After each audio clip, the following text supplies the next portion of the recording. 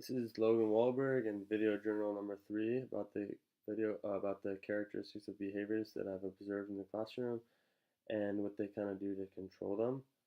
The first one is as a student that when the class gets really loud in there, she gets very frustrated and starts crying, can't really do her work. She gets really overstimulated by the loud noise. And what they do in there, which I think is really cool, is they actually have like a quiet room right inside the classroom in the back, and the teacher will move her desk in there for like independent work or group work when she knows that it's going to require a lot of talking, or if the student just needs to get work done and they're not really working, she's just behind. She'll put her in that room, so it'll kind of just get her focused over there. And she'll also bring her chair sometimes back to her desk at the back of the classroom. It's a little bit quieter.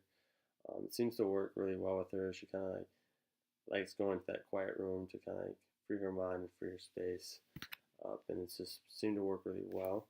The other one that we have is there's a student there that gets really overstimulated when things kind of just aren't going the way he likes it to, and he'll talk to himself a lot, talk really loud. He'll start screaming, talking to imaginary friends, all of that, and when he's kind of told no, it even freaks him out even more, and he kind of gets a little bit even crazy in the classroom. It kind of disrupts the class a lot.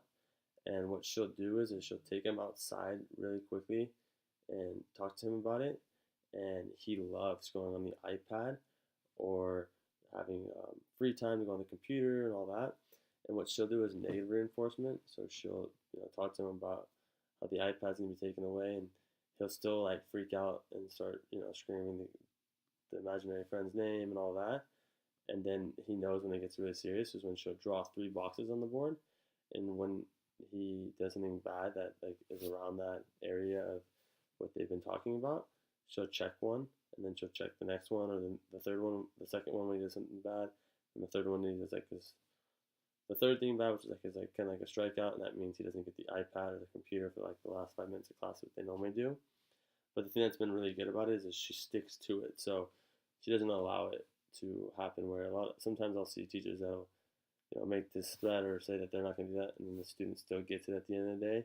She sticks to her punishment, makes him really work for it, and then it's not guaranteed the next day. He's got to rework for it again, and she'll inform him of that, and it seems to work really well for him.